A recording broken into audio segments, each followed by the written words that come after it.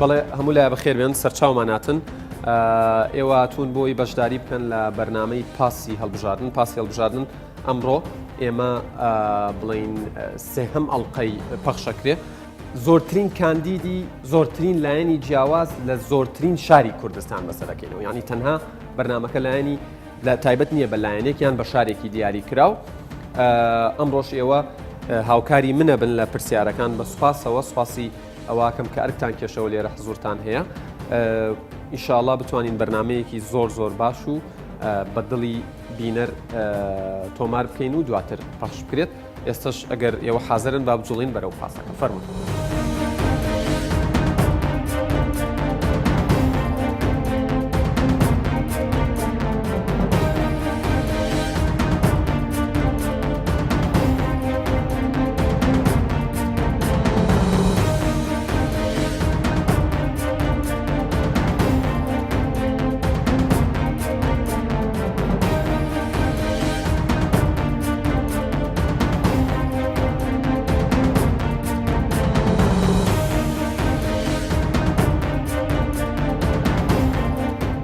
دانیشن فەرموون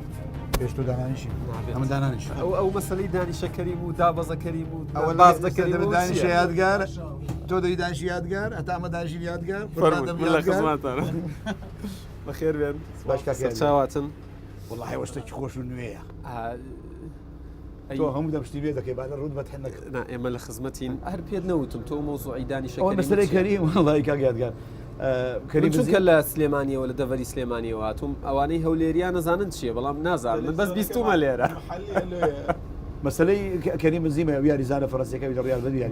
بەڵێ ئیدی ئەو ئەمن ینی زیاتر لە 8 ساڵ 9 ساڵ دەبێ بۆ شتێکی ئاسایی بووە بڕاندێک بۆ مارکە حتا ڕۆژێک لکیمی فەڕەنسی شتێکی نووسە کە یەک لە ڕۆژنامە گەورەکانی ئەوروپا دەڵێ کۆمنتۆرێکی وەرچیە ناوی زەرا پەرێشانە لە کوردستانە دەڵێ ئەو بۆ کەریم و بۆ فەڕەنسای کردووە هیچ ڕۆژنامە نووسێکی فەڕەنسی نەکردو حقوەتە حکومەتی فەڕەنسا بانجی کا و ڕێزی لێ بنێ لەبەر ئەو خزمەتەی بە فەڕەنسا و بە کەریمی کردن. ئەی تعلیقەکە چۆنەکە کۆمنتی لەسەر تۆ لەژێر کۆنتڕۆلی بارسلۆنای گۆڕیا لێ بە تۆری کرۆس تۆری بەدانی کارفەخانە بۆ کەریم تەواوە کەریم ئەی لە کەریم گۆڵ یەکەم بۆ مەدرید تەواوە کەریم بسوونە کەریم شەرمەزارم نەکەی کەریم ئەوە چاس دەکەریم جەلا پەرێشان پێ سەربەرز دەکەریم لە بیرم نەکەی کەریم دەرێت توی حەجەش بێ حاجی کەریم تەواوە حاجی کەریم باه لە مەدرید و لە سانتیاگۆ داژێتەوە بەڵام جالە مەسەلەکە گۆڕاوە ئێوەمان دانیشانەوە بەخێر بێن سەر چاوان ئەم جارە دوو میوانی ئەزیز و تایبەتمان هەیە لە هەولێری پایتەخت بەڕێزان کاک جەلال پەرێشان کە کاندیدی پارتی دیموکراتی کوردستانەوە لە هەمان کاتە ئەندامی ئەنجومەنی پارێزگای هەولێرە زۆر بەخێر بێن هەر بژین و هەروەها کاک غازی عەلی کاندیدی بەرەی ئیسلاح دووبارەیە یەکەمەوە بەرەو ئیسلاح بەڵێ بەرەو ئیسلاح هاوپەیمانەتیەکە لە نێوان یەکگرتووی ئیسلامی کوردستان و بزوتنەوەی ئیسلامی دروست کراوە و جەنابیشیان بە هەمان شێوە ئەندامی ئەنجومەنی پارێزگای هەولێر نێوەش بەخێر بێن سەر و سەرچاوم. جەلال محەممەد عەبدوڵڵا ناسراو بە جەلال پەرێشان لە ساڵی 1960 لە شارەدەی سەرگەڕانی سەر بە قەزای دووبز لەدایک بووە. لە ساڵی 1982 پەیوەندی بە ڕێخستنەکانی پارتی دیموکراتی کوردستانەوە کردووە. دیپلۆمی باڵای لە ژمێریاری و بەکالۆریۆسی لە کۆلێژی پەروەردەی وەرزشی وەرگرتووە. بۆ ماوەی 8 ساڵ مامۆستا بووە لە چالاکی قوتابخانەکان. 15 ساڵ ئەندامی دەستەی کارژێڕی یانەی وەرزشی هەولێر و بەرپرسی ڕاگەیاندنی یانەکە بووە. 7 ساڵ سکرتێری یەکێتی تۆپی پێی کوردستان لەقی هەولێر بووە. 26 ساڵە وەکو بێژەری وەرزشی کار دەکات. ئەندامی ئەنجومەنی پارێزگای هەولێرە. غازی عەلی لە ساڵی 1972 لە شاری هەولێر لەدایک بووە. دەرچووی زانکۆیە. ئەندامی ئەنجومەنی پارێزگای هەولێرە. 17 ساڵ مامۆستا بووە لە قۆناغی پەروەردە و فێرکردنی بنەڕەتی. ماوەی 20 ساڵ وەک ڕۆژنامەنووس و پێشکەشکار لە رادیۆ و تەلەڤیزیۆن کاری کردووە. یاریدەدەری بەڕێوەبەری گشتی و ئەندامی دەستەی دامەزرێنەری کەناڵی ئاسمانی سپێدە بووە. ئەندامی سەندیکا ڕۆژنامەنووسانی کوردستانە. ئەندامی یەکێتی مامۆستایانی کوردستانە.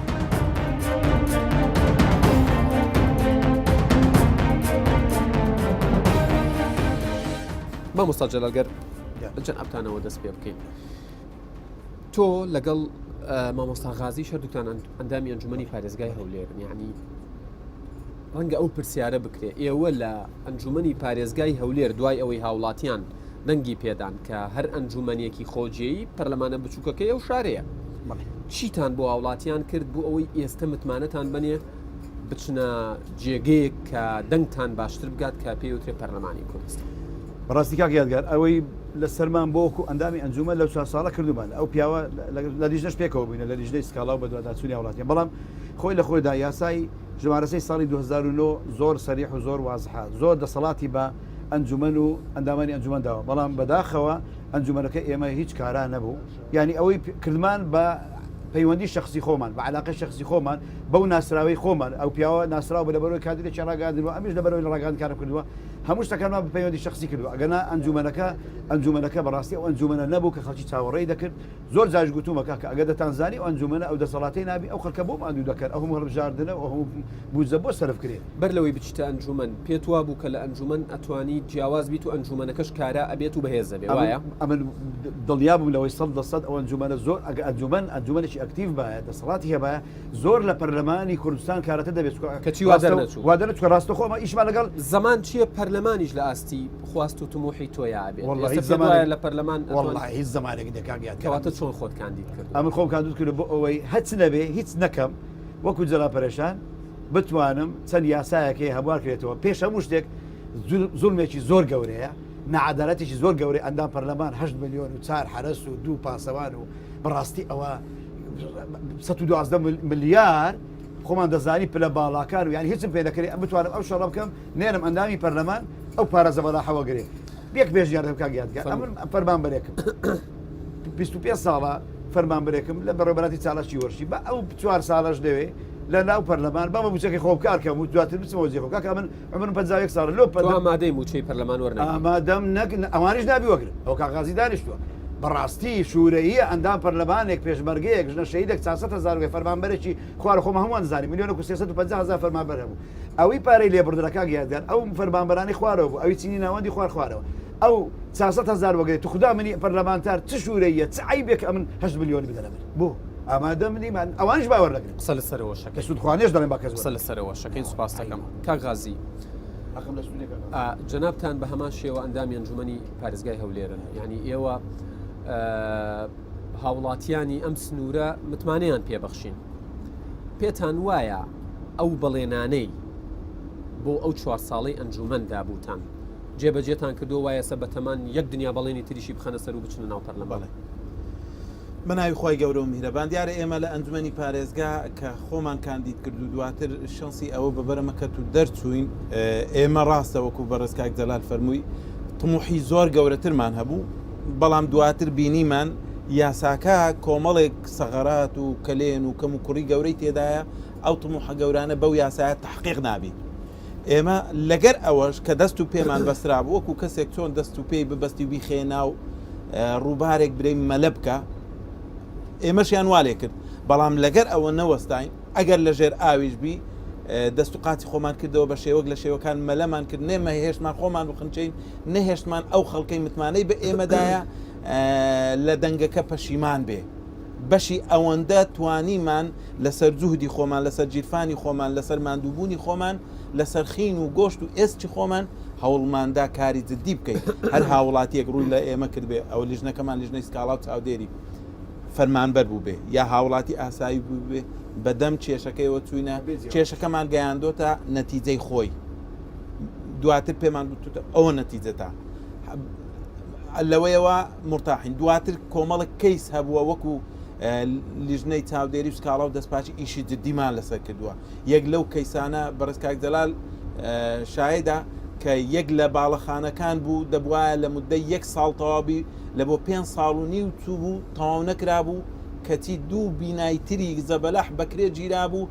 پارە ملیارێک و 168 ملیۆن دینار لە بۆ باڵەخانەکەی تەرخان کرابوو کەچی ملیارێک و 165 ملیۆن دینار لەو مودەیە درابووە کرێی ئەو دوو باڵەخانەیە ئێمە هەستین لە مودەیەکی زۆر قیاسی راپۆرتی تێر و تەواوی خۆمان لەسەر کرد ئاراسی ئەنجومەنی وەزیرانمان کرد ئەو ڕۆتینیاتێک کە پێشتر لە بینی ئەو فەرمانگە و بەڕێوەبەرایەتی گشتی کارەبا و وەزارەتی دارایی و ئەنجومەنی وەزیران هەبوو ڕۆتینەکەمان وا لێ کرد لە مودەیەکی زۆر قیاسی کەم ئەو پارەی کەمەی کە پەرچی لە سەخرابوو بۆی سەر بکرێ و بیناکە تەواو بکرێ و دوو دائیرەکە باڵەخانەکەی خۆیان تەسمیلکەنەوە بچنەوە ناوی باشە مادام زۆر لە ئەوە یەک توانیتانە لە کاریگەریتانە بێ لە ئەنجومەنی پارێزگا بۆچی دووبارە خۆتان بۆ ئەنجومەنی پارێزگا کاندید نەکرێت بۆ پەرلەمان ئەتانەوێت لە پەرلەمان چ کارێکی جیاواز بکەم ئەمن دەڵێم ئەزمون زۆر شەرتە ئەو 4 ساڵەی لە ئەنجومەنی پارێزگا بووین بارتەقاو ڕەنج کۆکردنەوەی یەک بڕوانامەی دکتۆرا بوو بۆ ئێمە هەم لە کاروباری ئیداری هەم لە کاروباری چاودێری هەم لە شارەزابوون لە ئیشی پەرلەمانێکی بچووکی ئەم شارە بۆ ئەوەی دواتر بتوانین ئەو ئەزمونە بگوازینەوە بۆ سەکۆیەکی تر کە پەرلەمانی هەرێمی کوردستانە هەر بەونیەتەش خۆمان ئەوە کردیان تاوەکو بتوانین ئەو ئەزمونەی هاوڵاتیان ئەو پارەی لێ خەرز دەکرێتن هەموو کەسێک کە دەستە ناو ئەو سلکە ئیداریانە بە ئاسانی نەڕوا و بچی بە شێوەک لە شێوەکان خانەنشین بێ یا شتێکی تر بەڵکو بچێ لە شوێنێکی تر هەر پێشتریش ئەوە مەبەسمان تا چەندە لەگەڵ قسەکانی کاک جەلال بوویەوە ئەڵێت پێویستە ینی ئەو موچە زەبەلاحە نەبێت بیلفعل وایە یاسای موچە پێویستە ڕێک بخرێتەوە ئەو ناعەدالێتە زۆرە ئەو فەراغ و بۆشای و سەغەراتە گەورە لە بینی بەرپرسی باڵا و پلە تایبەت و هاوڵاتیەکی ئاسایی فراغەکی زۆر گەورەیە وای کردیە ناداتپەروەری کۆمەڵایەتی بێتە ئاراوە دادپەروەری کۆمەڵایەتی ببێتە خەونێک ئەو ناعەدالەتی و گەندەڵی کە هەیە ئەوەیە کە هەموو کەس لێ بێزارە هەر ئەوەشە بۆتە هۆکاری ئەوەی متمانە لاواز بێ پرتی متمانە بشتێ لە نێوان هاوڵاتی و لە نێوان ئەو قسەمان زۆرە بێ لەسەرەوەی کە بۆچی ئەو متمانەیە نەک لاواز بۆ نەماوە بەڵێ شکاوە بەڵێ کاک جەلال ینی خۆیەوە لە ئەنجومەنی محافەزەت لە ئەنجومەنی پارێزگاش امتیازاتتان هەبوو موچەتان هەبوو بۆ دەستبەرداری ئەو موچەیە نەبوون ئەگەر فعلەن ئێوە بۆ خەڵقیشەکە جەمبادسان نەبێتەوە ڕاستکە کا غازی شاهدە من لە سەرەتا بە کتابێکی ڕسمی موچەکەم یەکەم ڕۆژ 4 موچە پێکەوە ئۆزام 12 میلیۆن چەند غازی بە کتابێکی ڕسمی یەکسەر گەڕاندبەوە خەزینە وەرنەکەم ڕۆژ هەر یەکەم ڕۆژ چەند دەڵێمەوە با نەمتەڕیا لەبەرەوەی ئەو ڕۆی ئەنجومەن ڕۆی بەسەر چکۆمە دوومانشە نەماینە دەستی لە 26 کۆتاییمان پێاتوە ئێستا گرنگە ئێستا ئیمتیاز زیاترە زەبەلاحترە خانی گوندی ئیتالی و ئینگلیزی تێدایە و هەرەس و حیمایەت تێدایە و نەفرەت تێدایە سەفەری تێدایە و ئەو ئێستا گرنگە کاکزەلال بڵێ چەند ئیمتیازمان وەرگرت هیچ ئیمتیازەکە بۆی سال بخوابێت بەس موچەتان موچەکە چۆن بووە موچەکە چۆن بووە موچەکەش ئەوانە بۆ 6 شەڕی داعشی بەسات ئەوش نما بووە 725 چندێک بوو موچەکەتان ئەوەری 2 میلیۆن پرسیارێکە ینی لە ئەتەکیەتە نابێ بکرێ بەڵام ئێمە بەرنامەیەوە وڵاتیان ئاساییەکەوانە ورد و درش باسکە کاگات زۆر باش بەس ئیمتیازیت کرد بەڕاستی هیچ نەبوو سیارەکەش لە بەرنامەیەک بەشدار بووم ئەو کات گوتم بەڕاستی ناکە وڵا گوتیان باس ڕقەمی شین میگوتم شین چیە پەمبە چیە ئەتو وەری مەگرە ئەتو لە کاتێکدا پێویست بەڵام دواتر دەستخۆشی لە وەزارەتەکان دەکەین وەزارەتی شەیدان وەزارەتی ئەوەداکرد هەمووی سارەی تایبەتیاندا بۆی لیژنەکان ئیشخۆیان بکەن بۆ ئەوەی ئەندامانی ئەنجومەن داوای سارەی تایبەت نەکەن دیسان دەڵێمەوە هیچ موچەکی هیچ امتیازەکی نەبوو تەنها موچەکەم امتیازێک نەدرا یەک ئەندامی ئەنجومەن وەڵڵاهی جاربە بە 15 مانگ پارەی ئاو نەبوو لە ئەنجومەن ئای خواردنەوە ینی میزانێکی بەسەیتیش نەمان پەرلەمان منبورن گەربەم شێوەی کە تا ئێستایە چکە ئەوە پرۆژه یاسای چاکسازیاتە ناو پەرلەمان پەسەندیش کرا دیسانەوە گەڕێنرایەوە کەس نەیزانی بۆ گەڕایەوە بە ئەترافی زۆربەی پەرلەمانتارەکان 85% باش بوو لە سەدا 90 باش بوو و لە هیچ شوێنێکی دنیا پرۆژه یاسایەک نییە 100% باش بێت کەچی دیار بوو کەچی هەر گەڕاندیانەوە ناو پەرلەمان گەڕاندیانەوە دواتر نەهێنراوە ناو پەرلەمان دیار بوو بۆچی هەردوو هێزی دەسەڵات لە بەرژەوەندیان نەبوو ئەو سەرنج و تێبینیانەی پەرلەمانتاران دایان بەو شێوەیە یەکێتی و پارتی گەڕاندیانەوە ناو پەرلەمان لەبەرەوەی دەستەی سەرۆکایەتیش پێکاتی لە یەکێتی و پارتی یەکێتی و پارتی گەڕاندیانەوە ناو پەرلەمانیان دەستەی سەرۆکایەتی و هەمووان داوایان کرد هەموو داوایان کرد دەستەی سەرۆکایەتیش گەڕاندیەوە لەسەر داوای هەمووان بەڵام دواتر نەگەڕاوە کۆبوونەوە نەگەڕی لە زاری ئومێد خۆشنا و لە هەموو کەراڵەکان ڕاگەاندن جێبیستی بم زۆر بە سەرحی بەوازحی گوتی ئێمەینە دەیگەڕێنەوە پەرلەمان بەڵام برادرانی ئۆپۆزیسیۆن ڕازینین ئەو بڕیارە بدرێ لەبەرەوەی لە بەرژەوەندی وانی ئەوە نەسەن قسەی لەگەر سەیدا بەهزات کە سەرۆکی فراکسیۆن و جێگرەکەی بوون بە نووسراوی ڕسمی و بە یادداشت ئاراستەی دەستەی سەرۆکایەتی پەرلەمانیان کرد کۆنگرەی ڕۆژنامەگەریشیان لەسەر کرد کە پێویستە ئەو یاسایە بجێڕنەوە لەبەرەوەی دەستەی سەرۆکایەتی لە سەلاحیەتیتی بجێڕیتەوە بەڵام کە نەیجێڕاوە بە گوێی هەندێک کەسی تری کرد بۆ نازانێت ینی قسەکە ئەوەیە ئێوە بچنە ئەوێ بەڵێ. ئەمان سیناریۆ دووبارە نابێتەوە دوای 4 ساڵ. طبعا حکومڕانەتی هەرێمی کوردستان ئێمە لەسەری تا خوار هەمومان سەرنج و تێبینیمان هەیە لە ئەو کەسەی لە حرەمەکەیە تا خوارێ دان بەوەی دادنێک گەندەڵی گەورە لە هەرێمی کوردستان هەیە و حکومڕانیەت نەچۆتە بوارێک کە ئەو سیستماتیکەی بەخۆ گرتبێت تاوەکو شتەکان لەسەر سکەی خۆی بێ و یاسا بەو شێوەیە سەروەر نییە تاوەکو هەموو شتەکان بچێتە ژێر قالبی یاسا ئەوەی ئێمە تێبینیمان هەیە ئەوەی لە سەروی هەڕەمەکەش ئەویش ئەو تێبینێ هەیە بەڵام هۆکار چییە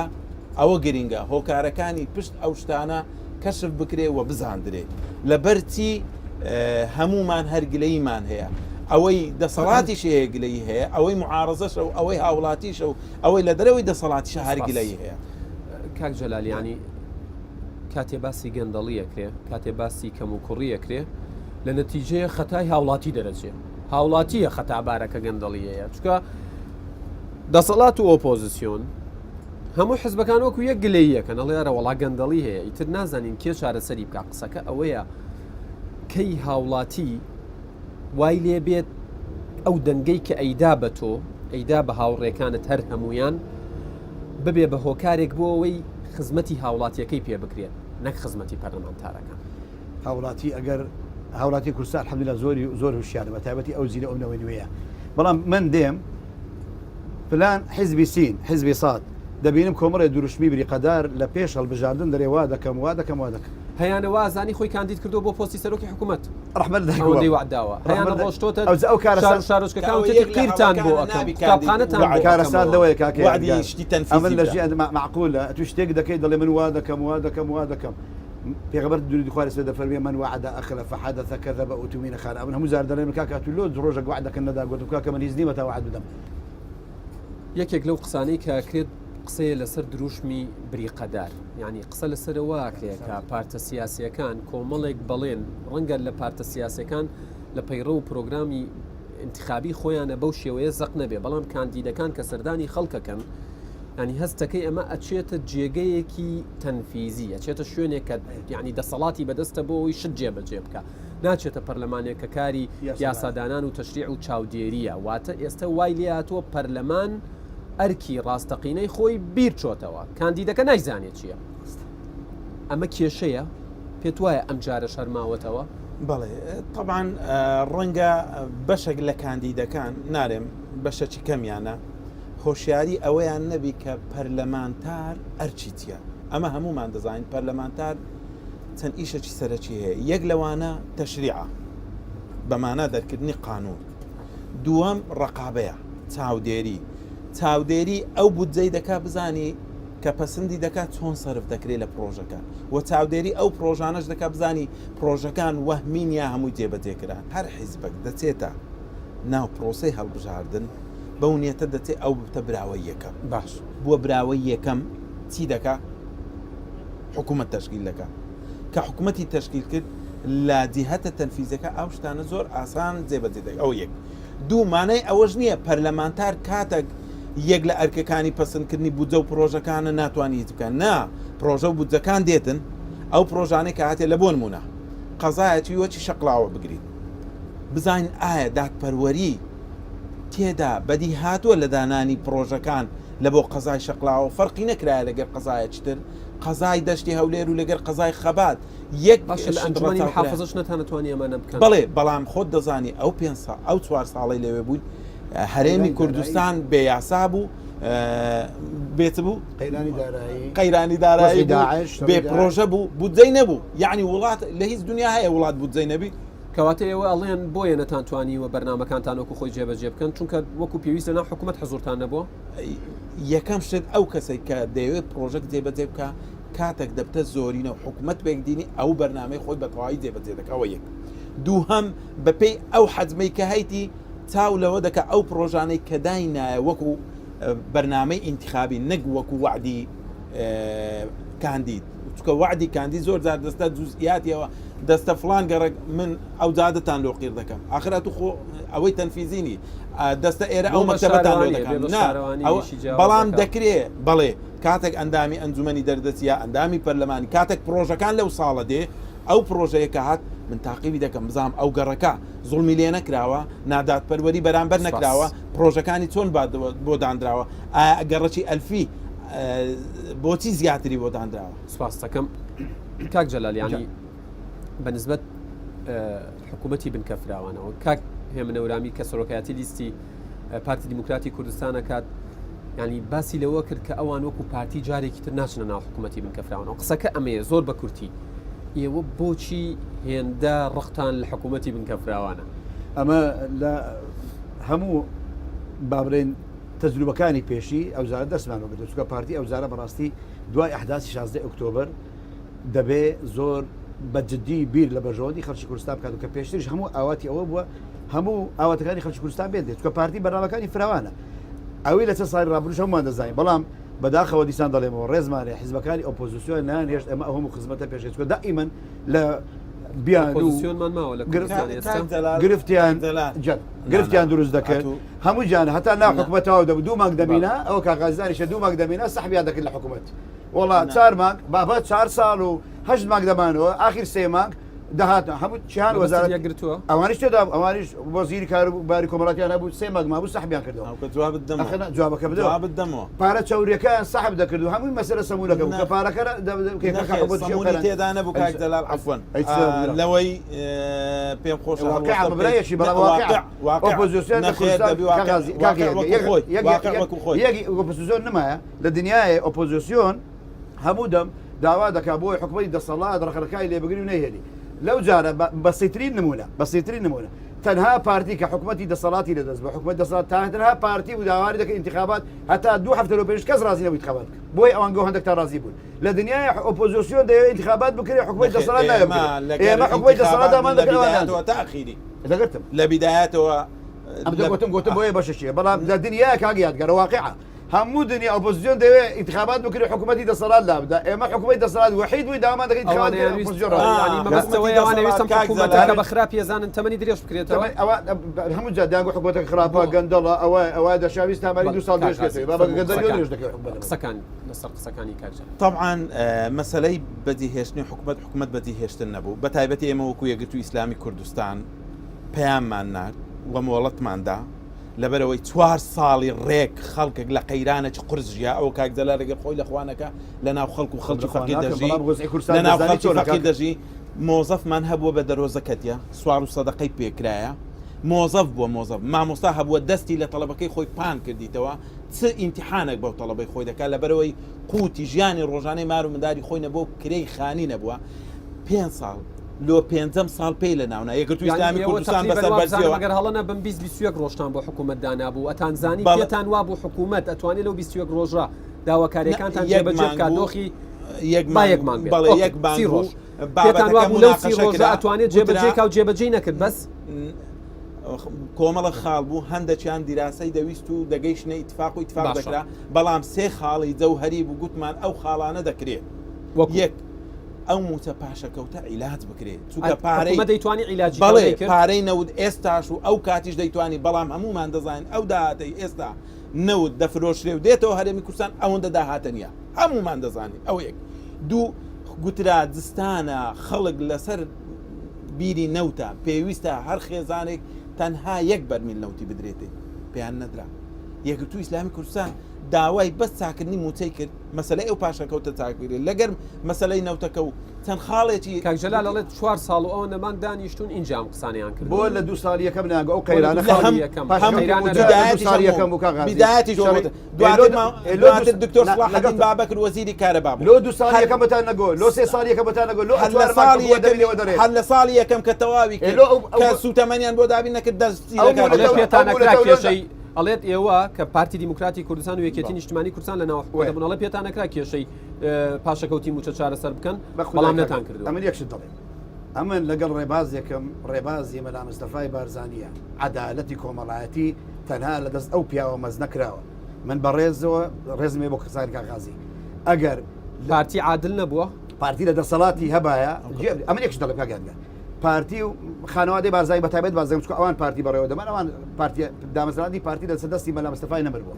لە دەسەڵاتیان هەبێ پارە هەبێ من ئەو عائلە نزیکەوە دەناسم واللهی کراسی بەری خۆیان بفرۆشن بۆ ملت سەرفی دەکەن بەڵام کە زروف قاهر بوو لە توانای تۆنەوە بەڵام ئەمە دیسان کاغازی زۆر پێک و کارمان کردو چکە پیاوەی زۆر بەڕێزە بەڵام دەڵێم ئەوانی ئۆپۆزیسیۆن دیسان دەڵێمەوە لۆ ساڵی یەکەم ویان نەگۆ لۆ دووە بۆیان نەگۆ لێ سوێمە ئەوە چەندەم جارە ئیلا لە داهاتی نەوت وەکووە وەڵێ هەمومان نەزانین چەندە بەڵام ئەو ڕقەمە نییە کە بەکارێن ئەو ڕقەمە یادگە کە باز دەکرێت هەمویان دایانزانی ئەو بەرمیل نەفتەی لە عێراق دەفرۆشێ بە چەند وەکو حکوومەتێکی گەورە لەسەر ئاسی نێودەوڵەتی بەڵام حکوومەتی کوردستان هەمومان دەزانی ئەو نەفتەی دەفرۆش ڕەوانی دەکرد سعرەکە چەند کەمتر بوو لەسەر چکە بەخۆ دەزانی قەیرانی هەموو دنیا ئەتو حەسر کرابووی هەموو دنیا دەزانێ نفتی کوردستان بە چەند دەفرۆشی ئەگەر لە عێراق بە 6 بێ ئی کوردستان بە $30 دەفرۆشی جگەوەرە پارەی کۆمپانیاکان و ئەو هەموو پارە و مەساریفی سەرف دەکرێت دیسان دەڵێمەوە والله من مەسئولێکی پارتی بم پارە هەبێتن پارتی سەرفی نەکا ئامادەنیمی 1 دقە کاک جەلال ئێستا لێکدەوە 350,000 بەرمیل ڕۆژانە نەوت دەفرۆشرێ بەرمیلی بە $70 بە چەندی دەفرۆش سەروی هەفتە لەسەر ئاسی هو عێراق بەڵام بۆ کوردستانەکەیت و بڕۆ ئەگە $35 لێ کڕی لە بەرەوەی چەند ئەو دەکاکە ماڵی خۆت بۆ هەڕاست دەکەی ئەوکەی میلەت بەخێوکردن نەوت باشە تو نەخێر حکومەتی عێراق $10 خۆی باشە قەیرانی موچەی بڕی بوتی کوردستانی بڕیوە ئەتو دەبایان بەوقی وەگری بەرامبەر وەزیری دارایی بەخۆی لە کۆنگرە ڕۆژنامەگەریەکە گوتی ئەمە وەکو هەرێمی کوردستان $10 لە بازاری جیهان لە عێراق کەمتر دەفرۆشین واتە ئەگەر وەزیری دارایی هەرێم لە کۆنگرەی لە کۆنفرانسە ڕۆژنامەوانیەکەی کە باسی پاشەکەوتکردنی موچە تۆزە چەند چاکرد ئەلەوێ بۆی دواتر ئەو 6 ملیارەی حکومەتی عێراق دەرێکان کە جەنگەوێت تاگووە ئێستاکەم بۆ حسێب کە چەندە موچەکە یەک لۆ حسێب دەکەم دکتۆر فازڵ نەبی بەخۆی لە تەلەڤیزۆنی وارووە لە تەلەڤیزۆنی ڕوودا سێ شتی بەزەقی باس کرد یەکەم گوتی ئەو داهاتە نییە کە بە تەواوی دەفرۆشرێ دووەم داهاتی گومرگەکان دیار نییە و نایەتەوە گەنجێنە سێم داهاتی ئەو سوتەمەنیە کە ئینتاز دەکرێت لە ناوخۆ وەکو گازوایل وەکو نەوتیسپی وەکو بنزین ئەویش دیار نییە نایەتەوە کەواتەیە لەگەر پارتی وێکێتی ماڵی میلەتیان خواردووە بەڵێ خوراوە ئەگەر نەخۆڕەتان کردووە ئێوە لە پەرلەمان ئەمە دیسان دەڵێمەوە من پیاوەکی ڕازگۆ و عادلە لە هێک جێ بزانم دینارێک دەخورێ ئەوە لە ڕوانگەی خۆی ئەگەر چوومەوێ ئەگەر ڕوانگەی حیزبەکەشم لاە ڕوانگەی حیزبەکەی من چکە دیسان دەڵێمەوە حیزبەکەی من حیزبی مەلا مستەفایە ناعەدالەتی لە هەر جێبیتر قبول ناکەین ئەم دیسان دەڵێمەوە وەکو خانەوادەی ماڵی بارزانانی و بۆ هەیە ئەم ناڵێم لە ناو پارتی گەندەڵکار هەیە کەس ناتوانانی کارکە بەڵام وەکو توراس پرسیارە گەندەڵی لە هەرێمی کوردستان بوویتە دیاردە لە حاڵەتی قڕیانە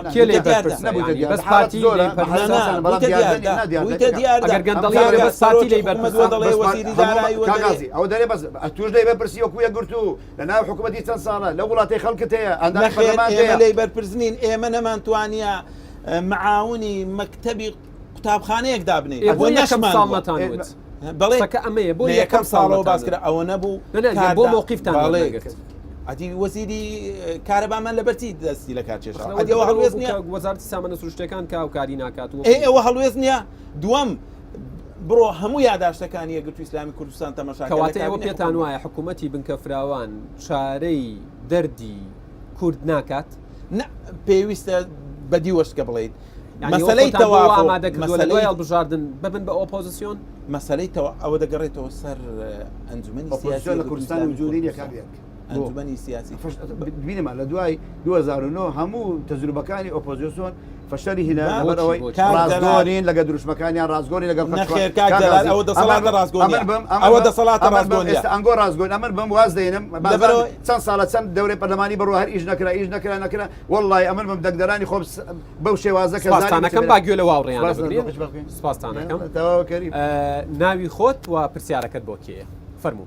بەهێز بەکرد قوتابی زانکۆ پرسیارەکەم بۆ مامۆستا جەلال پەرێشان تۆ دەڵێ یەکگرتووی ئیسلامی ئەو سێ خاڵێک کە دای نابوو بۆ زووتر وێ نەبوو باشە ئێوە پێش یەکگرتوونەتان دەزانی کە ژان و گوزارانی هاوڵاتیانی کوردستان بەو شێوەیە پرسیارچم بۆ مامۆستا غازی پرسیارەکەت گەشت پرسیارچم بۆ مامۆستا غازی چی هەیە بۆ گەنجانی کوردستان کە هەیە لەبارگە خۆی زۆر شارەزای و تەخەڕوجە هەتا ئێستا لە ماڵەوە دانیشتووە و ئیش و کارینە و زۆر سپاس دوایە و هەموو پرسیارەکان وەرەگرین یەک جار وەڵامیان دەینەوە ئەوە تا منەی نووسم لە بریەوەش لە خزمەت فەرموو خاتون ناوی خۆت و پرسیارەکە پرسیارێکم لە بەڕێز کاغازی بەڕێزم ئەگەر ڕاست ڕاستە دەڵێ پارتی و یەکێتی گەندەڵن هەموو شتێکیان کردووە بەڵام بەچی بزانین ئەگەر تۆ ئێوە چوونە حکوومەت ئەو چێژانە چارەسەر دەکەن بەڵێنی ئەوە دەدەن چارەسەر دەکەن بەڵێ دوای ئەو دەستخۆش من دلۆڤان عمەر قوتابی زانکۆ دوو پرسیارمێ پرسیارە بۆ کاک جەلال پرسیارە بۆ کاک غازی کاک جەلال دەزانین کەسایەتیژی دیاری بواری وەرشیە پاش نەمانی کاک فەڕەنسۆ دەبینین وەرزش لە کوردستان بەرەو قەیرانێکی یەکزار گەورەدە ئاخۆ پرۆژەی چییە کە بۆ ئەندام پەرلەمان چی بکە تاکو وەرزش بچێتە بەرە پێشەوە دەستخۆش کاکە دلۆڤان دوای کاکە دلۆڤان فەرموو من محمد برهان بسالكم لمامۆستا غازی بدايات هەردوو بەڕێزان گرەی ئەوەیان کرد کە زۆر لە سوۆشال میدیا بێمایکەکە نزیکتر کەیتەوە زۆر لە سوۆشال میدیا گرەی ئەوە دەکەن کە کەم دەسەڵاتی ئەندامانی ئەنجومەن وەکو ئەندام نەگوەکو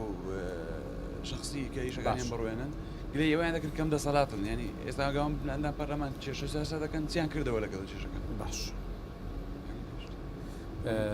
فەرموون من ئەحمەد جەمال پرسیارێک لە بۆ کاک جەلالی سەرتاش بە خێراتنیان دەکەم پرسیارێکم ئەوەیە بڕوای پارتی چێکەوە زۆر مکوڕ بوو کە لە کاتی خۆیدا هەڵبژاردن لە کاتی خۆیدا ئەنجام بدرێت و پرسیارێکم بۆ کاغازی گەر تۆ چی بۆ پەرلەمان پڕۆژەت چییە بۆ گەنجان بە تایبەتی ئەو گەنجانەی کە بێکارن کە دەرچووی زانکۆنا کە خەریجێکی یەکجار زۆرمان هەیە بێکارن پڕۆژە چێ بۆوان زۆر سپاس ئێوە پرسیارتان هەیە جەنابتان دەستان خۆش بێ زۆر سپاس کاک جەلال زۆر بە کورتی و پوختی زۆر بە کورتی ئەوانەی سەرەتا پێم وا بە فریانە کەوتی بینوسی باش فەرموو قەیرانی دارایی شەڕی داعش بڕێنی بوو زە قوتی هاوڵاتیان لەیان حکوومەتی عێراقەوە هۆکار بۆی ئەمانە وەکو پێویست نەماتوانی بەڵام بەدڵنیاییەوە لە داهاتوو خزمەت هەموو خەڵکی کوردستان بێت جیاواز دەکەن چونکە نهجی پارتی و نهجی بارزانانی لەبەر ئەوەیە بەبێ جیاوازی سەیری هەموو تاکیی کوردەوانی بکرێت باشە پرسیارێکی دیکە ئەوە بوو کە پرۆژەرزش پرۆژه وەرز ئەمن بەڕاستی ئەگەر لە پەرلەمان بچوو بمو ئەندام پەرلەمان پرۆژه ئیسماری وەرزشی کاگەر من لە ساڵی 2009 توێژێکی زۆر بەقوتم بەڕاستی بەهێزم پێشکەش کرد کە زۆر بە زمانی عەربیش نووسی 85 دا پڕە لەسەر ئیسماری وەرزشی کە بەداخەوە کورد زۆر لەو بوارە بێ ئاگایە زۆر گرنگە پرۆژەی وەبەرهێنانی وەرزشی بکرێتن دوو چەسپاندنی یاسایەک لە پەرلەمان لیژنەی ئۆلۆمپی هەرێمی کوردستان وەکو لیژنەی ئۆلۆمپی هەرێمێکی کارا بناسێت چکە هەمووان دەزانیارەکانی کوردستان لەسەر ئاستی تاکە کەسی لەسەر ئاست یاریفەریەکان و یاریە کۆمەڵەکان چەندی زانازەوە لەسەر ئاستی عێراق و ئاسیا وڵاتانی عەرەبیان بەدەستێنەوە بۆیە پرۆژەی جێبەجێکردن و ناساندنی لیژنەی ئۆلۆمپی هەرێمی کوردستان وەکو لیژنەی ئۆلۆمپیێکی کارا لەسەر ئاستی کوردستان و هەرێمی کوردستان و بەشدار بوون تۆ بچتە ناو پەرلەمان هەر دانانیشی سەرقاڵی باسی سیاسەت و شتانەبی بەڵکو خۆشت بۆ بوارە تەرخانەکەی وەرزش و هونەر ئەوە دوو بەشی کارایی سەرچینە لە ژیانی هەموو تاچێکی هەموو کۆمەلگای دنیا بە تایبەتی خەڵکی کوردستان بە تایبەتی وەرزش لە خەڵک جیان ناکرێتەوە دوو تەوەری زۆر هەوێن یەکتریشن بۆ بەرەپێشتوونی هەموو کۆمەلگایەک ئەوەی تر پرۆژەیانە وەرشەکان کیانەوە کارێکی وا بکەن کە پەرلەمانتارەکانیش قەڵەو نەبن ینی کابن بە دەورەیان بۆ بکەنەوە بۆی تۆزێت حتمما جا ئەو سێ پرۆژە بەڕاستی بۆ وەرزش زۆر گرنگە پرۆژەی یانەکان لیژنەی ئۆلۆمپی ئیسtismاری وەرزشی بۆچی هێندە سوور بوون وتی وەکو پارتی کە هەڵبژاردن هەر ئەبێ بکرێ لە کاتی ئەمە دوای ئەحداسی 16 ئۆکتۆبەر هەموو حیزبەکان لەسەر ئاستی عێراق و لەسەر ئاستی کوردستان مصر بوون لەسەر ئەوەی 12 پێنج هەڵبژاردن بکرێ گوتیان پارتی نەمایە پارتی تاوە کۆتایی پیاتی و پاش حداسانە بەڵام کە دەرچۆ پارتی یەکەم حیزبی عێراق دەرچوو پشت ئەستور بەو جەماوەرەی ئەو جارە ئەمە قیاسان بە جەماوەری خۆمان دەزانی لە 4 ساڵی ڕابردوو جەماوەرمان چەند زیادی کردیە قیاسان پشت ئەستور بەو سیقی ئەو جەماوەرە بۆیە مصرین لەسەر ئەوەی هەڵبژاردن لە کاتی خۆی بکرێ و دەشزانین ئەو جارە حەزبی ئێمە لە انتخاباتی کوردستان چەند کورسی دەبێ بۆیە چەند کورسیە بن ئەمە تمۆحمان هیوادارم ئەوها دەرچێ بەڵام بۆ هێشتا زۆر جارەت و پێشبینیەکان وەکو پێویست دەرناچی بەڵام ئەمە تمۆحمان وەکو پارتی 43 بۆ 45 کورسیش دەکەین باشە سپاس دەکەم مامۆستایەوەش وەڵامی پرسیارەکانیان بنەوە ئەگەر نووسیبێتان ئەگەر نەشتان نووسیوە من لای خۆم نووسیوە تەدوینم کردووە چۆن بسانین ئەو دەسەڵاتە گەندەڵە ئەو دەسەڵاتە خۆیان دانیان بۆ دانایە گەندەڵە هەر لە هەرمی دەسیاری کاکە بەهێز ئەوە بوو وت لەسەر گەنج و بێکاری بوو دووەمی ئەوە بوو بەڵێ وەکو وتی وەکو ئۆپۆزیسیۆن ئێوە ینی ئەگەر بچن چۆن جیاوازە بن وەکو گەنج یعنی لە دوایەوەی کات ئەڵێت کۆمەڵە پرسیاری جیاواز بوون ئێوەمان ئەڵێت ئەوەی شیلانخان بوو ئەگەر هەڵە نەبم بەر لە دوای کاک بەهێز ئەڵێت ئێوە مەسەلەی گەنج بە هەمان شێوەی پارتیەکێتی نابن با لێرەوە دەست پێ خەڵک خۆی دەتوانێت حەکەم بی و حکم بدا ئەو کاتێک کە ئەتوو ئەزمون نەکرای کەس ناتوانانی بڕیار لەسەر بدا وایە بەڵامەوە بینیمان 28 ساڵە حکومڕانیت بە دەردی بە گچکەترین قەیران حکوومەتی هەرێم خۆی نەگرت لەبەر پێ پلانی نەبوو بزانی بەرچاوی خۆی ببینی بەیانی چ دەکا ئەگەر تووشی قەیرانێک بوو ئایا لە هەموو دنیا وە لە عێراق لە تاریخی کام وڵات بەو شێوەیە 4 ساڵ قەیران بچێشی ڕوبع موچە بدەیە هاوڵاتی خۆت بدەیە موچەخۆری خۆت لە هەموو دنیا موچەخۆر طبقەکن حکوومەت بەخۆی بەردەوام دیفاعیان لێ دەکات لە ژیان و گوزەرانێکیان دەژیێنی چونکە ئەو حکوومەتی بەڕێوە دەبن یعنی ئەوان لەو پشکەی خۆتان کە لە ناو حکوومەتتان بۆ منەوە وەزیری کار و کاروباری کۆمەڵایەتی لە سەردەمی ئەوە ینی بۆ نمونە ئەوەی تایبەتە بە ئەوانەی ینی پیانەوتە چاودێری کۆمەڵایەتی ئەیگرتنەوە لە کاتی ئەوە پاریان بڕاوە ینی پاریان کەم کراوەتەوە ئەواتە بۆچی ئەوە ئەنجومەنی وەزیران بوو ویستی بڕیار لەوە بدا موچەکانیان کەم بکرێتەوە ئەوە جەنابی دکتۆر محەممەد هاودیانی بوو بەرەنگاری ئەوە ساوگوتی نەخێر دەبیتن ئەو کەسان ئێستا هەمومان دەزانین لە ناو خاوەن پێداویستی تایبەت تاوەکو 50,000 دروست هەیە 50,000 گەندەڵی هەیە 50,000 گەندەڵی هەیە ئەو گوتی دەبیتن ئەو کەسانی کە مستحقن معاشیان بکرێتە دووقات لە بۆ ئەوەی بتوان بیفعل وەکو خاوەن پێداویستی تایبەت بژێت نەک کەسێکانی ناوەکانی لە بارەگا حیزبیەکان نووسرای موچەی پێ دەدرێت بەبێ ئەوەی 5 لە تەلەڤیزیۆن بینیم 5 چاوی نیە دەستی نییە بوچیان بڕیە لە زمانی وەزیرەکەی تو نەخێ نەبڕە لە زمانی وەزیرەکەی موچە ئەوەیان بڕێکە بەدەریت پێ دەرێ بە کۆمنت بە دۆکۆمنت بەڕژنەکەی خۆی بە بێوەژن نووسیوە ئەم لەگەڵەوەیمە کە پیاوە خۆی بە بێوەژن هەیە بەڵام لە زەمای وەزیرەکەی تۆ بڕیاری کە چاوساغە خۆی بە نابینا نووسیوە باوەڕ دەکەوە خۆی بە بێوەژن نووسی بەڵێ وایە باوەڕ دەکەم بەڵام 5 کوێرە قاچی نییە جەنابی ئەوە لەتێوە تەوقیعی کردیەوە لە سەری ڕۆیە قائمەی وەهمی قائمەی وەهمینە برام لە قائمەی وەهمی کە کرایە کۆمەڵک کەس هەر یەکە بەناوەک تەعین بووە هەستا داتابەیسەی دانا گوتی زۆری مستحقیشی بڕیکا شخصی یەکەمە کاغازی بینیتی هەموو ئەوانەی ئەمن بەخۆم بینیمە هەفتانە ڕۆژەکی دەرگای واڵا بوو هەموو کەسێک دەهات بۆ هەموو ئیشەکان ئەوەی یارێکی دیکەی کاکە مەسەلەی گەندانی گەنج و بێکاری ئەوانە دەرچن نەزانکۆتەکەن یەک لەو ئافاتانەیە لە هەر وڵاتێک بیر لە ئەم جارە زۆرترین دەنگدەریش گەنجە توانا و تاقەی گەنج نەکرێتەوە ئەو وڵاتە فاتحای لەسەر بخینە لەو وڵاتەیمە ئەوەی جێی گرنگی نیە مەسەلەی گەنجە گەنج خۆ بەس ئەوە نییە ساحەتی تۆپانەی هەبی و کافتریایەکە ببتی لێدانیشی گەنج ئەوەیە هەلی کاری بۆ بڕەخسێ چۆن دەتوانین لە ڕێی پرۆژە یاساکانەوە هەلی کار بڕەخسێنین لە کەرتی گشتی و کەرتی تایبەتیش واتە کەرتی تایبەتی و ئەهلی چۆن بتوانین لە پرۆژە یاسا جێی ئەو گەنجانە بکەینەوە زۆرترین هەلی کار بڕخسەین کاتێک گەنجێک کۆلێش تەواو دەکا پەیمانگا تەواو دەکا یا گەنجێکە خوێندنی تەواو نەکرد لە پەرلەمان دەکرێت کاغازی بە پرۆژە یاسا بە پرۆژە یاسا دەتوانێت هەلی کار پرۆژە یاسای موسەی هەلی کار بێت لە پەرلەمان هەلی کار لە ڕێگەی ئەو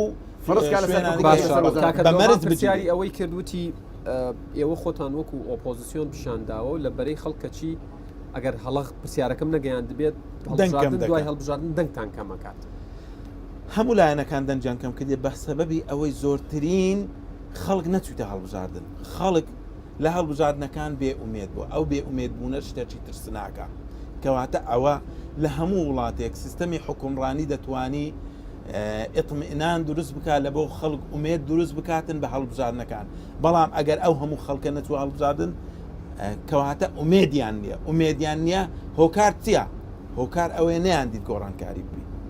پێویستە دەسەڵات ئومێدەك بجێڕێتەوە بۆ ئەو خەڵکەیەک دوو ئەو خەڵکەش بزانێت دەنگدان مافی خۆیتی پێویستە ئەو ئیرادەی خۆی تەسمیلی دەستکەوتی دەنگیان زیادی کردو نەخێر زیادی نەکردووە ئەوانش کەمیان کردووە بە حەزمی ئەوەی کە ڕێژەی بەشدار لەسەر دانیشتنی بەڵامی پارتی زیادی کردو سپاسانەکەم ئێمە وردە وردە ئەگەینە جێگەیەک بۆی چایەکی گەرم بخۆینەوە تۆزێک هێمنیش بینەوە ئارام بینەوە بەڵام بەر لەوەی بگەینە جێگەکە ئەچینە لای تروسکەی هاوکارم تروسکە سادقی کە لە تەلەڤزیۆن لە سۆشیال میدیا و کۆمەڵێ بابەتی ئامادە کردووە تروسکە سڵاوت لێبێ شاشە بۆ تۆیە با سەیری ئەو شاشەیە بکەین. یادگارم کاتت باش و سلااو لە میوانەکانیشت باسەکەتان گەرمە ماندوونە بن بۆ ئەم شەویش لە تۆڕە کۆمەڵایەتەکاندا من چەند بابەتێکی سەرنجڕاکێشم هەڵبژاردووە داواتان لێ دەکەم لەگەڵم بن لەگەڵ بینەران بۆی کە پێشکەشتانی بکەم لە با لە فیسبوکەوە دەست پێ بکەم لە هەژماری فیسبوکی کوردستان 24دا دیارە بابەتێک بڵاوکراوەتەوە دەنگدانەوەیەکی زۆری هەبووە ئەویش باسەکە ئەوەیە کە پاسی ئەڵمانی دەهێنن بۆ هەولێر ئەوە سەدان کۆمنتی بە دوای خۆی داهێناوە هەر کەسەوە ڕای خۆی بە شێوەیەک نووسەوە هێندێکیان تویانە بۆ هەتا ئێستانەتان هێناوە هەندێک دەڵێن ئەوەدا دەنشین چاوەڕێی هاتنی پاسەکەی دەکەین هاوڵاتیەک نووسێتی شەوی ڕابردوو هەندێک پاس بە جادەی ماڵی ئێمەدا هاتوون پێم وایە پاسەکانی ئەڵمانیا بوون ژمارەیەکیش لە بەکاربەران و تویانە جارە قەرەباڵغی و جادەکان چاک بکەن اینجا پاس بێنن جا دەمێ ئاماژە بۆ بکەم کە ئەم راپۆرتەی کوردستان 24 لە پەیجەکانی دیکە لە فیسبوک ڕنگدانەوەیکی زۆری بۆ تەنانەت ئەوانش بلایەنەوە سەرنجڕاکێش بوو هەڵیان گرتوێتەوە تەنیاوم لە فیسبوک بۆ گرنگ بوو بەلامەوە سەرنجڕاکێش بوو بۆیە پێم خۆش بێ ئێوە لێ بێ بەش نەبن لە تویتەر ئەگەر بەگشتی باسی تویتەر بکەم بەر لەوە کە بێمە سەر پۆستەکان دەرە هەم لیستەکان هەمیش گەنجان لە تویتەر بەستەرێکی باشیان دروست کردووە بۆ ئەوەی کە لەگەڵ یەکتری قسە بکەن ڕاوسەرنجەکان بگۆڕنەوە بگرە زۆر جاریش ڕەخنەیەک لە لیست و لە کاندیدەکانیش بگرن من دوو نمونەم بۆ ئێوە هەڵبژاردووە یەکێک لەوانە گەنجێکە بە ناوی ڕێباس دیارە لە کاتی چوونەوەی بۆ ماڵەوە لە کاتژمێر 6 ئێوارە بەداخەوە نەمزانی لە شارێکە بەڵام لە کاتژمێر 6 ئێوارە لە شەقامەکان زۆر درەنگکەوتووە ماندوو بووە ئەو فۆتۆیی گرتووە ڕێباز لەو فۆتۆیدا بە جۆرێک لە جۆرەکان سەرپێچی لە ئاێرنەکانی دەرخستووە و باسی لەوە کردو کە کێشەی بۆ دروست بۆ چۆن هەوادارانی بزوتنەوەی گۆڕان بە ئامێری گەورە نیوەی شەقامەکەیان گرتووە خەریکی هەڵواسینی پۆستەرەکانیانن ئەویش گلەی کردو کە وتوێتی ئێمە ماندوین و ئێستا کاتی ئەوە نییە کە بۆ نمونە لەم کاتە لە ڕۆژدا پۆستەر بۆ نمونە کاندیدەکانیان لایەنەکان خەریکی هەڵواسینی پۆستەر بن چکە ئەو ژیانی هاوڵاتیان دەخاتە ژێر کاریگەریەوە یەکێکی دیکە لە ئەوانەی کە بڵێم ئەو گەنجانەی کە پۆستیان داناوە لە تویتەر ئەوە بوو کە من بەڕاستی دەبێ بڵم ببینینی زۆر پێکەنیم نەمتوانی خۆم ڕابگرم بۆی پێم خۆش بووکە بینەنانیش ببینن ئێوەش ببینن گەنجێک بە ناوی دانەر ئەم فۆتۆیی داناوە دەبینن کە شتێکی گەورە لە بەندەرێک ڕاوەستاوە خەڵکێکی زۆر بە دەوریەوە کۆبوونەتەوە دانەر ئەوەی کردوتە دەرفەت بۆی بۆ توانجلێدان لە کاندیدەکان بۆ بەڵێنەکانیان دەڵێ کۆچی ئەوروپیەکان بەرەو کوردستان دوای ئەوەی کە گوێبیستی بەڵێنەکانی کاندیدەکان بوون ینی ئێمە دەزانین دڵیان گەورەیە کاندیدەکان ڕەخنەوتوانجیش هەردەبێ بەڵام ئێمە شیوادانی هەموو کاندیدەکان بتوانن بەڵێنەکانیان بەرامبەر بە هاوڵاتیان جێبەجێ بکەن ئەو دوو فۆتۆیە بەلامەوە گرنگ بوو کە لە بڵێن لە تویتەردا بەڕاستی ڕنگدانەوەیەکی زۆری بوو جگە لەمانە لە ئینستاگرام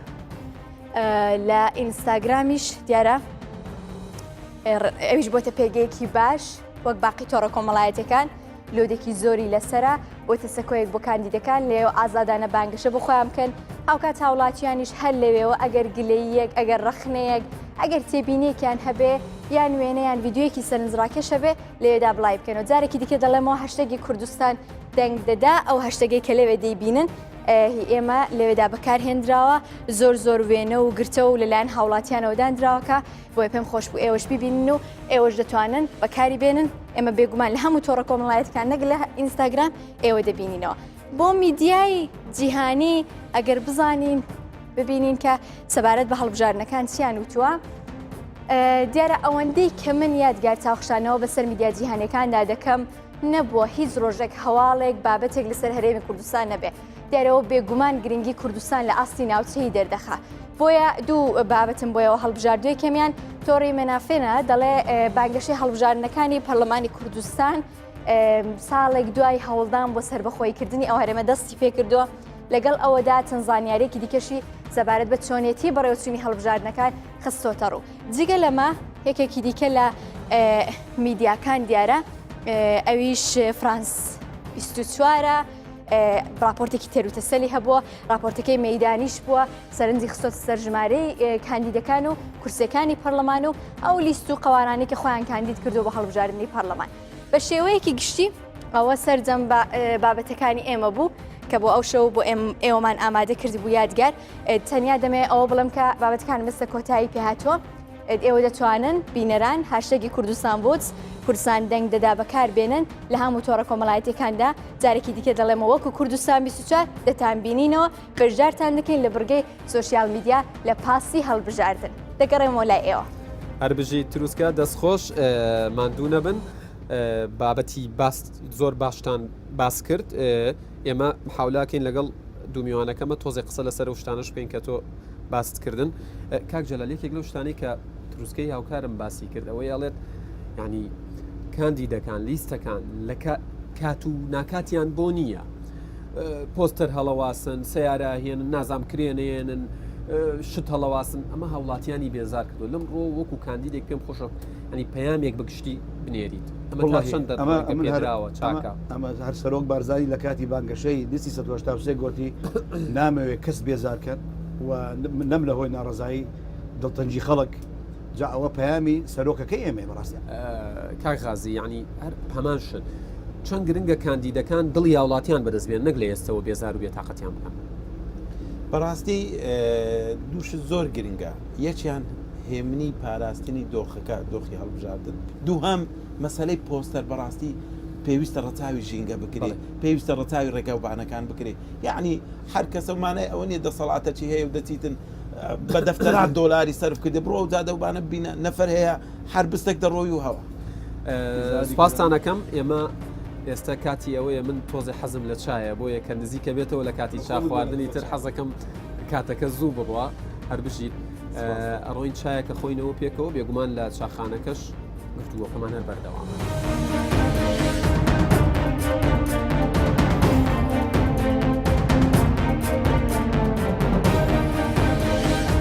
السلام عليكم شلونك بربا شلونك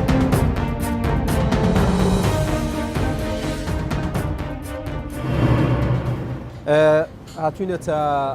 چاخانەیەک لە چوارڕیانی عزەدین فەیزی لە سێتاقان لە سێتاقان لە گەڕەکی سێتاقان بەڵێ ئاوەدان بێ هەر بۆەوەی چایەک بخۆینەوە و حیوارەکەمان بەردەوامەکەین بێگومان هەر بەڕێزێک لێرە پرسیاری لەم دوو کاندیدە هەبوو ئەتوانێت پرسیاری خۆی بکات کاک جەلال پەرێشان کاندیدی پارتی دیموکراتی کوردستانە و مامۆستا غازی علیش کاندیدی بەرەی بەرەو ئیسلاحە کە پێکاتوە لە یەکگرتوو بزوتنەوە پێکەوە بەشداریان کردووە ئێمە قسەی خۆمان نەکەی نەگەر ئێوەش قسەیەکتانە بوو لە خزمەتانە ئاوین مامۆستا غازی یەکێ لەو شتانەی کە زۆر باسەکرێت چوونی ڕاگەیاندنکارانە بۆ ناو پەرلەمان یانە بینی بێژەرە پێشکەشکارە لە بواری ئەعلامە بووە ئەچێتە پەرلەمان هەندێک پێیان وایە ئەمە کارێکی باش نییە چونکە ئەوە ئیشی ئەوان نییە ئیشەکەی خۆیان هەموو شەوێک ئەتوانن ڕۆڵی پەرلەمانتار ببینن زۆر زۆر بەباشی لەناو بەرنامەکانیان ئەگەر پیشەیانە کار بکەن ڕێیەکی تریشی ئەڵێ ئاسایی ئەوە نازادە نەرۆک و ئینسانێک ئەتوان بچن ئێوەش هەردووکتان لەناو کایی ئەعلام بوون ینی هەستەکەن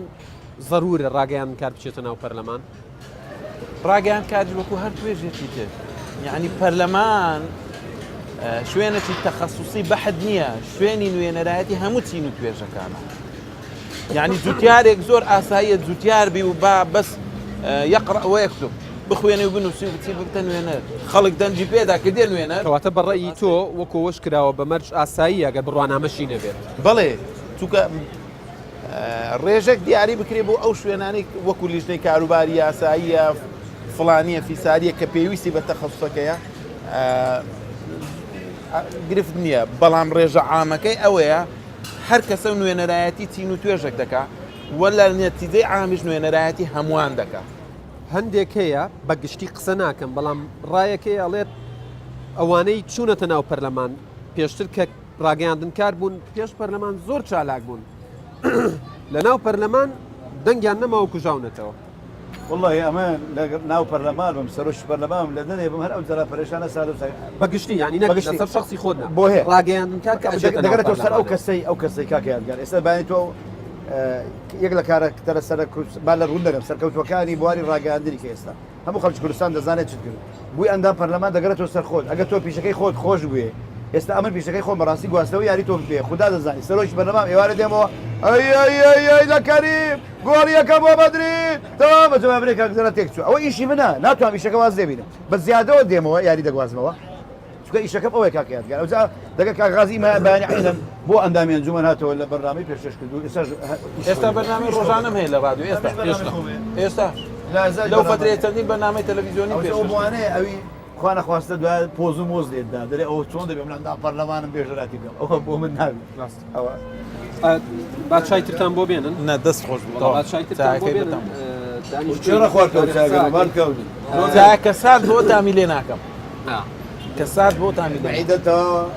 الحەمدولillah بەعام کاتێک کەسێ خۆی کاندی دەکا ئەچێتە پەرلەمان پێتان وایە ینی لە ئاستی بەڵێنەکانە بێ پێتان وایە ئەو قسانەی ئەیکەن جێبەجێیەکەن واگەر پرسیارێک شتانەیە بی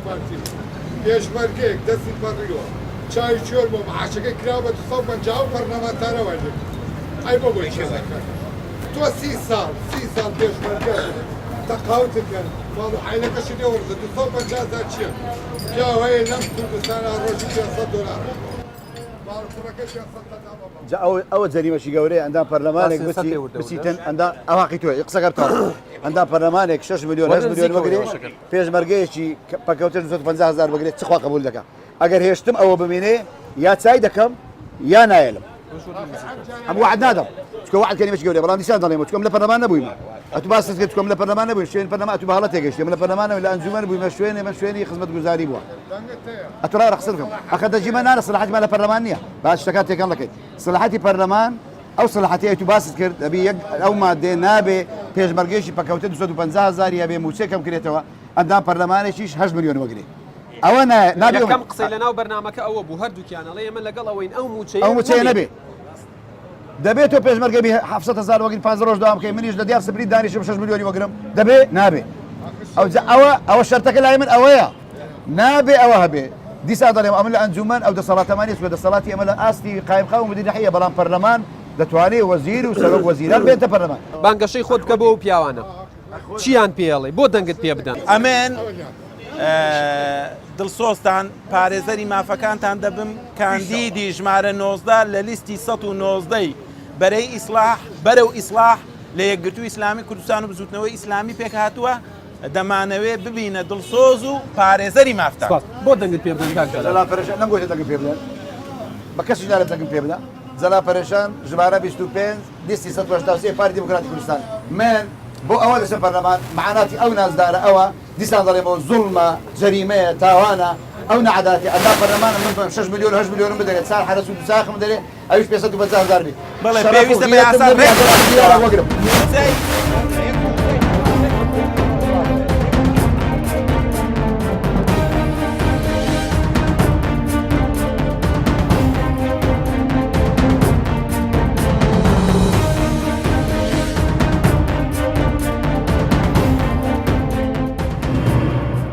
بەڵێ بینەرانی زێدە ئەزیز ئەمەڵقەیەی پاسی هەڵبژاردنیش کۆتایی هات بەڵام بەسەرکردنەوە و میوانداریکردنی کاندیدەکان و پرسیارکردن لیان کۆتایی نهاتووە سبەی شەو هەر لە هەمان کات بە یەکتر ئەگەینەوە ڕێزی یادگار فایق و تەواوی ئەم ستافە ماندوو نەناسا قبول بکەن تا پاسی هەڵبژاردنێکی دیکە ئێوە و کوردستان لە ئەمانەتی خوادا بن کاک جەلال پێما بێوتت شتێکم ماوە من پاسەکەی 24 هەر لە دووڕا دیارە پاسەکەی 24 هەر لە دووڕا دیارە دەخولێتەوە لەم شارە لە لای قەڵاو منارە ئەمن و کاکە غازی ئەمڕۆکە میوانی لە لای ئەو کاکە کە ناوی یادگارە پیاوێکی زۆر ڕێزدارە ئەوەش وێنە دەگرێتن ناوەکەی بوویتە کارە کارە ئەو پاسە چەند نازدارە پاسی هەڵباژاردنە نوێیە ئەم کارە لەم شارە ئەم کارە لەم شارە دۆسپاس.